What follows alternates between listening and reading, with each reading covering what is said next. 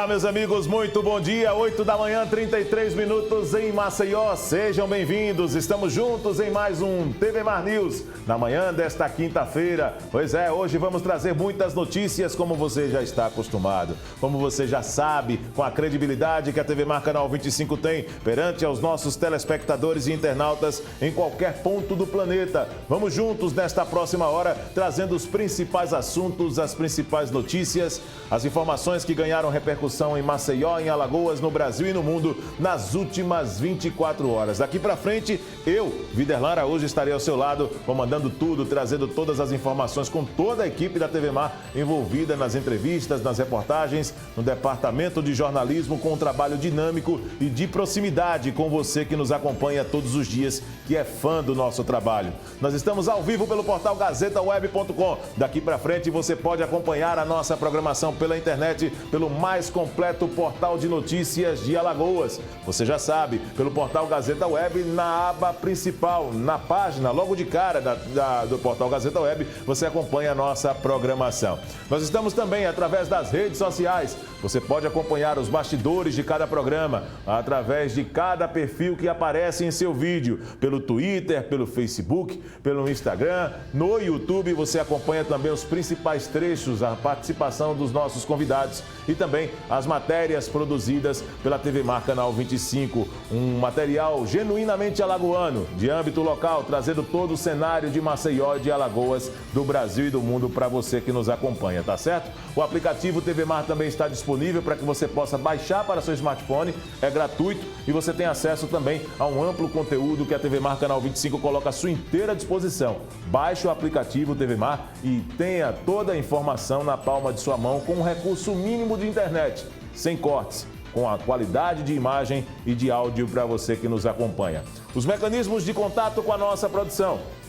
WhatsApp, já no vídeo para você, 991763777. Essa também é uma maneira para você entrar em conexão com o departamento de jornalismo, trazendo sua denúncia, aquele fato que te incomoda em sua rua, nós vamos cobrir e também cobrar das autoridades uma solução para seu problema, tá certo? Tá aí então o número do WhatsApp já no vídeo para você, assim como o tradicional 3377-9097, que você pode também interagir aí com a produção do programa, mantendo contato direto pelo telefone 3377-9097. Uma manhã de quinta-feira, dia 10 de outubro de 2019, em que nós vamos mostrar com essas imagens de Márcio Andrei o panorama no clima na manhã de hoje. Mais um dia começando, ótimo dia para você que está saindo de casa. Muito obrigado mais uma vez pela audiência, tá certo? Nossos agradecimentos para aqueles que nos acompanham em qualquer ponto, seja em casa, no trabalho, se dirigindo para o trabalho também. Um bom dia para você. Uma manhã de sol intenso na capital alagoana, faz muito calor em Maceió, isso é natural na nossa região, mas com algumas nuvens, inclusive algumas nuvens carregadas. Essas imagens que nós estamos aqui mostrando diariamente na abertura do TV Mar News, para você que nos acompanha também todas as manhãs, tá certo? Parabéns ao Márcio Andrei mais uma vez pelo show de imagens que proporciona para os nossos telespectadores essa situação, para pelo menos ter um parâmetro antes de sair de casa do clima, do tempo, da condição realmente climática em Maceió, tá certo? Lembrando sempre que o TV Mar News tem um apoio, prestígio de Apvida, saúde e odontologia. Rapaz, atendimento com qualidade no Norte e Nordeste, no 3215-2523. Você já sabe, saúde, odontologia e incentivo à prática de esportes. Apvida, parceiro aqui do TV Mar News. Estamos vivendo a Semana da Criança e, como já é tradição, a CBTU aproveita esta semana para realizar diversas ações. Vamos iniciar o programa de hoje, ao vivo, com o repórter Fernando Palmeira, ele que está na sede da CBTU, ao lado do repórter cinematográfico Chico Nogueira, trazendo mais informações. Bom dia para você, eclético Fernando Palmeira.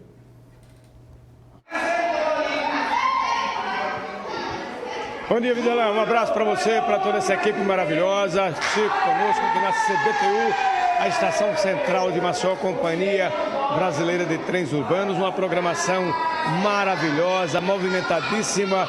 toda essa semana, desde a terça-feira e hoje praticamente encerrando com a meninada das escolas públicas, tendo a oportunidade de viver esse momento de alegria e ainda passear pelo nosso VLT aqui na parte central de Maceió.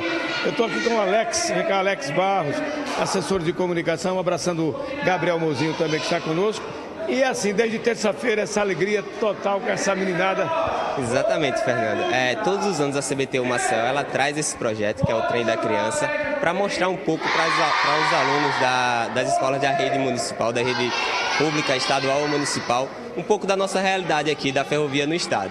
Então, assim, a ideia é, além de trazer um pouco de diversão para essas crianças nessa semana, é mostrar também o quão importante é o trem para o nosso estado. Então, assim, na ocasião, a gente traz um animador para brincar um pouco com eles. Além disso, a gente traz também um material educativo que a gente mostra para as crianças, explicando um pouquinho o que é que pode e o que é que não pode ser feito no trem, explicando o quão importante é esse trem, tendo em vista que a gente hoje transporta mais de 10 mil pessoas por dia. Então, assim, tudo isso a gente traz para mostrar para essas crianças a importância desse meio de transporte hoje aqui no estado de Alagoas. Alexis Barros, Alex com X e S, Alexis. Alex, tem guloseimas, tem brindes para essa meninada.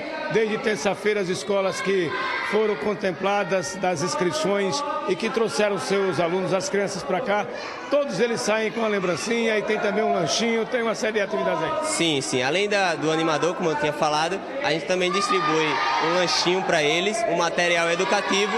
E assim, desde terça-feira a gente vai transportar aqui em torno de 1.200 crianças em 6 viagens. E hoje, terminando esse projeto, e a ideia é, com o sucesso desse projeto, a gente continuar fazendo isso todos os anos. Alexis, agora estou observando aí as imagens, Chico Nogueira já mostrou. Mostra de novo, Chico. Olha, veja bem o robô CBTU, tecnologia brasileira, tecnologia alagoana aqui da CBTU, feito com artigos recicláveis, tá? Dá para ver ali. E a alegria também interage aqui na festa das crianças, né, Alex? Exatamente, é mais um atrativo aí para as crianças, que elas gostam muito dessa novidade. Então a gente todo ano está trazendo alguma coisa nova para entreter mais e trazer algo diferenciado para essa semana que é tão aguardada. A gente tem aqui escolas que estão nos procurando desde julho desse ano. Então, assim, é algo que todo ano as escolas já esperam que a gente faça e a gente todo ano traz algo diferente para elas. Significa dizer que na próxima semana, aliás, na próxima semana da criança, no ano que vem, vamos ter não apenas de terça a quinta, mas quem sabe a semana inteira. E aí o robozinho chegando mais gente, ó. Chegando mais escolas, chegando mais estudantes, mais jovens, mais crianças, mais professores. E eu queria ver, o Lino gosta que a gente ouça as crianças. Talvez se você for botar uma missão para você trazer uma criança dessa, que pelo menos consiga dizer alguma coisa para a gente. Mas a festa é essa, uma festa preparada para a criançada, sucesso total. E de terça a quinta ficou pequena, e tem que ser a semana completa. E você, como é seu nome, rapaz? Eduardo. Vem de onde? Qual é a escola? Escola Municipal Dr. José Paulinho de Brito. Muito bem. Você gosta de estudar mesmo? Gosto. Ou só gosta de brincar assim? Gosto de estudar. Estudar desenroladinho, né? Dá um abraço aí nas câmeras da TV Mar para a meninada, para as professoras, para o papai, para a mamãe e para o tio Lino. Vai lá. Diga alô, galera. Alô, galera. Isso, feliz Dia das Crianças. Feliz Dia das Crianças. E agora um beijo pro tio Lino. Manda aí. Beijo. Tá vendo, Lino? Vai lá, vai brincar. Pois é, Alex, pra gente fechar aqui, parabéns mais uma vez. Importante momento social, educativo, cultural, tradicional, a CBTU dando esse exemplo maravilhoso, aglutinando aí a escola pública e essa meninada que vem na maioria da periferia, né?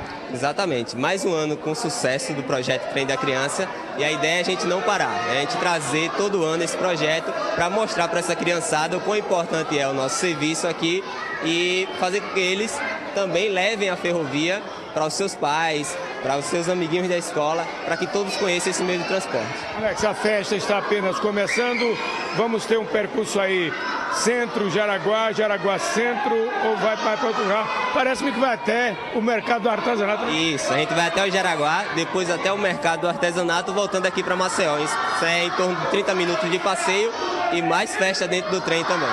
Em nome do Gabriel Mozinho, da comunicação, da superintendência, a sua mensagem aí em nome de toda a CBTU, para as famílias, para os educadores, para a sociedade em geral e especialmente para essa criançada. A CBTU Maceió quer desejar um feliz Dia das Crianças para todos e que a gente continue assim, né? Sempre com alegria, sempre com diversão e trazendo toda essa criançada todo ano aqui para a empresa para conhecer um pouco mais da ferrovia. E a alegria vai continuar nessa programação toda especial. A gente... Tio Júlio! Alô, Júlio! Agora é com você. Vamos lá, preparados para hoje? Hoje será uma viagem fantástica.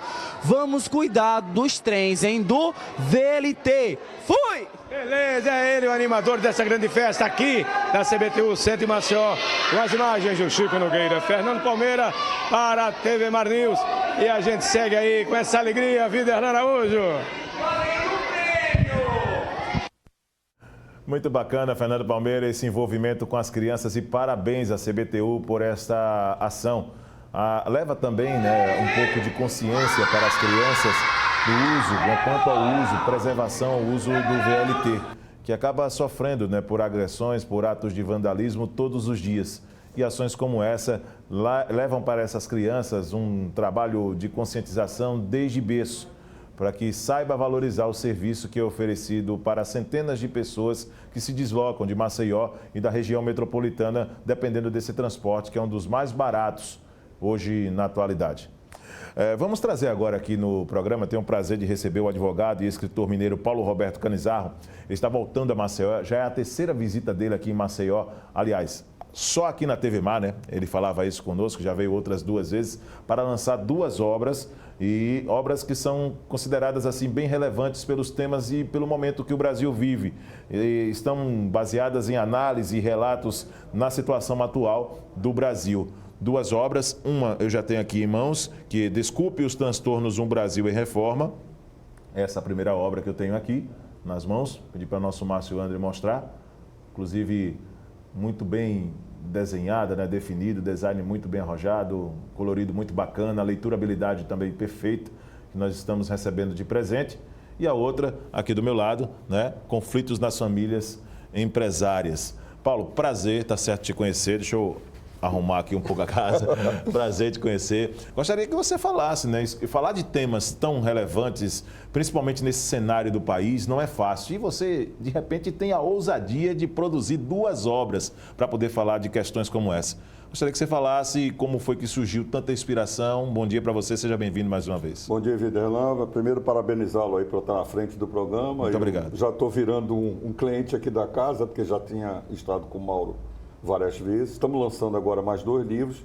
Esse do Desculpe o Transtorno é uma sequência de uma trilogia que eu comecei com a República Adiada, depois contando um pouco da democracia contemporânea e tive a felicidade de escrever esse 3º livro, que é da editora Chiado. Certo. A Chiado é uma das maiores editoras no mundo hoje e me presenteou com a oportunidade de escrever essa trilogia. O livro foi lançado agora na Bienal e foi lançado em Portugal já. E aí eu termino essa trilogia, embora eles já me convidaram para escrever um 4º livro, que é sobre a história dos presidentes da República, do tempo da República. Certo. Então, a gente está tentando trabalhar nesse próximo livro. Esse livro, ele tem uma certa originalidade. Ele trata sobre um tema que poucos escrevem, sobre dívida pública. Opa. Tá? Essa parte de dívida pública é uma matéria que aparentemente é árida. Ninguém gosta muito de tocar nesse tema da dívida pública, porque é um tema delicado, tem um nível de complexidade, e eu acho que a cidadania brasileira precisa conhecer mais esse tema. Só para fazer um pequeno recorte, a dívida pública do Brasil só foi enfrentada uma vez no governo de Getúlio Vargas. O Getúlio Vargas, quando assume a presidência em 30, ele convoca um ministro, o Aranha, e ele vai fazer uma auditoria da dívida pública. Ele sai em 45 e a dívida pública, que era 1 bilhão e 600, vira 600 milhões. Porque ele descobre que a maioria da dívida pública não tem contratos. Então, veja, é a única hipótese que teve de enfrentamento da dívida pública. De lá para cá, a Constituição de 88 admitiu a hipótese de fazer uma auditoria na dívida pública. E esse é um tema que ninguém trata. Sim. No Brasil, praticamente ninguém fala sobre dívida pública, porque o Brasil hoje já está devendo praticamente 80% do PIB ou seja, o Brasil praticamente está endividado, ao longo dos anos essa dívida correu demais e isso consome os recursos públicos todos. E aí quando falta dinheiro para educação, saúde, muita gente não entende que esse dinheiro é drenado para pagar o capital estrangeiro. Agora, quando se trata de dívida pública e numa obra como essa, que papel relevante o leitor ele vai passar a ter, ou pelo menos a perspectiva que você teve em levar pelo menos uma ideia diferente para quem passar a ler, seja um leigo, seja um conhecedor do assunto? Veja só, um país ele vai se tornando pobre quando a cidadania também é fraca, né? Uma das coisas que eu acho que a sociedade brasileira precisa conhecer é que o poder soberano está na própria população, né? Então você vê hoje uma apatia política, as pessoas participam um pouco desses assuntos e se a sociedade se mobilizasse, talvez ela conseguisse interferir para que uma nação não ficasse tão endividada. A noção que eu tenho hoje sobre dívida pública é o seguinte, um país pode se endividar, desde que gere contraprestação social. Ou seja, quando o país está tomando uma dívida para construir um bom hospital, uma boa estrada, está levando desenvolvimento para uma região, a dívida pública é legítima. Agora, quando é só para remunerar banco, aí ela é uma dívida doentia. Então a sociedade tem pouca compreensão. O país está distraído nesse negócio de lava-jato todo dia, que eu acho que isso é uma distração que é horrorosa, porque isso não coloca o país no trilho, mas a sociedade precisa participar dessa discussão de dívida pública. Agora, quando se fala também neste cenário para o Brasil, um cenário atual, o que é que você poderia dizer nessas questões relacionadas principalmente à dívida pública, Paulo? Veja, a sociedade precisa fazer um enfrentamento dessa dívida pública. Veja só, o mundo todo está endividado. Se você analisar as grandes nações, todas elas estão endividadas. A grande maioria dos países devem mais do que 100% do seu PIB. Mas aí a dívida é de 20, de 30 anos, pagando 1%. Certo. No Brasil, só para a gente não perder esse recorte, o Lula foi na televisão num determinado momento do ciclo dele, e vocês devem ter acompanhado que ele disse que tinha pago a dívida pública lá fora, a dívida internacional. Só que ele pagou uma dívida de 4% e tomou uma aqui dentro de 18%. Ou seja, ele trocou o perfil da dívida por uma dívida pior. Então, esse aceleramento da dívida pública, ela saiu de 30% do PIB, foi para 80% e deverá ir a 100%, porque o país está rodando com déficit público. Então, o que o país está fazendo todo dia? Emite título público e tal para poder pagar as contas. E essa é uma equação que não tem como funcionar. Ou seja, o Brasil vai ter que enfrentar esse problema da dívida pública.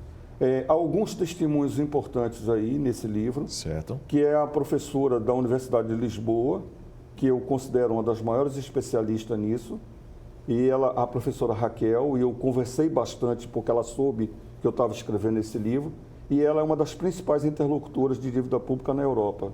E ela ficou muito curiosa sobre o meu pensamento em relação à dívida pública. O Brasil vai ter que enfrentar a dívida pública, não tem como não sair. Se não enfrentar a dívida pública, não sai desse quadro. E isso, no momento, é uma responsabilidade para o atual presidente Jair Bolsonaro. Eu pergunto, você vê uma preparação no atual presidente, na equipe dele, para poder tentar diminuir essa dívida, por exemplo? Veja, eles estão falando, você está acompanhando aí, que eles estão falando nesse saneamento no Estado, vendendo em empresas públicas. Eles estão falando em fazer alguma coisa de uma arrecadação de 1 trilhão de recursos para diminuir essa dívida. Esse é um caminho inevitável. Independente de você gostar ou não dessa presidência do presidente Bolsonaro, eu tenho algumas restrições a esse governo, mas eu entendo que essa equação, do ponto de vista técnico, é correta. Ou seja, o caminho, pelo menos, está sendo... O caminho é de você tentar fazer baratear um pouco a estrutura do Estado, vender algumas empresas, fazer algum caixa. Agora, não adianta fazer isso se o Estado continuar mastodôntico do jeito que ele é. Nós estamos conversando exatamente a respeito de uma das obras que o Paulo Roberto Canizarro, advogado, está vindo aqui mais uma vez em Maceió para nos agraciar com o lançamento de 2 obras. A primeira delas aqui na minha mão, Desculpe os Transtornos, Um Brasil em Reforma, e a outra obra, Conflitos nas Famílias Empresárias. Gostaria que você falasse também dessa segunda obra, para poder deixar claro para o nosso telespectador quais os temas abordados neste livro. Veja, basicamente na área política, na parte econômica, são as grandes paixões da minha vida. Eu tenho escrito a minha vida toda nisso. Esse é o 20º livro meu nessa linha. Na parte de conflitos, é a militância do meu trabalho, ou seja, eu trabalho muito em empresas familiares. As empresas familiares, para fazer um pequeno recorte também em relação às empresas familiares, elas são empresas, normalmente, as brasileiras são empresas de primeira geração e são sociedades de pessoas. Certo. O que são sociedades de pessoas? É aquela que a família está diretamente no capital das empresas. No mundo todo não é essa equação. As empresas no mundo todo, principalmente na Europa, onde eu tenho, vamos dizer, um tráfico até pela minha formação profissional, elas são sociedades de capital. Então, as famílias já estão um pouco mais distantes, que são empresas de quinta, de quarta geração. A empresa brasileira, por natureza, é uma empresa muito nova. E ela, por ser nova, está numa sociedade que as relações familiares estão muito complicadas. Você já vê hoje a sociedade brasileira não é mais uma sociedade patriarcal, ou seja, o pai já não é somente ele que manda na empresa, a mulher já tem um papel, os filhos têm um papel. E o que a gente trata nisso é o perigo do conflito destrutivo. As famílias estão envolvidas em muitos conflitos e isso não dá durabilidade à empresa familiar. Para você ter uma ideia, você tem a expectativa de vida hoje, cada vez as pessoas estão vivendo mais. Isso. Ou seja, as pessoas... Antigamente, você pega aí, por exemplo, no tempo do Império, as pessoas morriam com 30 anos. Hoje você já vê o ciclo de vida aí para 70 anos. No caso da empresa é o contrário, a mortalidade das empresas está aumentando. Você já não encontra no Nordeste empresas seculares. Cada vez mais, se você analisar, por exemplo, no estado de Alagoas, você vai encontrar empresas cada vez menores com muita durabilidade. É possível que você, há 30 anos, encontrava empresas com 50 anos. Sim. Em Alagoas. Hoje você vai ver que os grandes grupos daqui estão acabando, porque essa é uma tendência da empresa familiar. Se ela não cuidar das convivências familiares, se ela não cuidar das convivências afetivas, essa empresa, a tendência dela é desaparecer. Paulo, onde encontrar sua obra? Eu gostaria que você trouxesse informações, esses 2 livros de um valor grandioso nas questões de conhecimento para os leitores. Onde podemos encontrar, quais os custos? Os livros já estão disponíveis no mercado, a partir da Bienal, no site da Chiado você já pode adquirir, e esse do conflito no site da Viseu. Mas em todas as livrarias já estão disponíveis, já está à venda no mercado. A partir de agora, dos últimos 15 dias, você já encontra o livro em qualquer... Basta entrar no site aí das grandes livrarias, nesses grandes play de livrarias e nas editoras que você consegue adquirir o livro. Quantos exemplares de cada obra, por exemplo, disponíveis? Olha, dizem os entendidos que um livro de sucesso, ele é quando é feito no número de 3.000 edições. Graças a Deus, meus livros passaram já essa quantidade. Então, eu me considero já um escritor com algum êxito, modesto, mas com algum êxito como escritor. A pergunta que chega aqui para nós é o seguinte: a produção manda uma pergunta a respeito de se famílias portuguesas. E quais são as outras famílias, Alexandre, por favor? Famílias portuguesas e italianas, se elas constituíram o perfil de empresas no Brasil. Muito boa pergunta. Veja só, isso faz parte, inclusive, da migração. Uma das personagens que eu tenho maior, vamos dizer assim, admiração é Dom Pedro II. Dom Pedro II, quando veio para o Brasil, ele teve o cuidado de trazer na migração uma série de empresários em alguns setores básicos. Então ele trouxe os japoneses para a área de chá, ele trouxe o pessoal da área de indústria de São Paulo. Então quem realmente colonizou as empresas no Brasil no início foram portugueses, alemães em algumas regiões e os italianos, do qual eu faço parte. Paulo, muito obrigado pela presença, parabéns, tá certo? Muito obrigado. Conte conosco para reforçar, muito obrigado pelo presente pela também. acolhida permanente que eu tenho aqui. Aqui realmente na TV Mal eu me sinto em casa. Muito obrigado então pelo presente também, tá certo? Obrigado. Sendo aqui agraciado com essas 2 obras. Nós vamos a um rápido intervalo agora, tá certo? Daqui a pouquinho nós vamos trazer mais participações. Lembrando que hoje também nós vamos ter aqui no TV Mar News a presença do meu amigo Israel Lessa. Rapaz, daqui a pouco o quadro Emprego em Renda também trazendo vários aspectos e principalmente a inclusão social da pessoa com deficiência aqui em Alagoas. Você vai saber mais desse cenário ainda hoje aqui no TV Mar News. Voltamos já.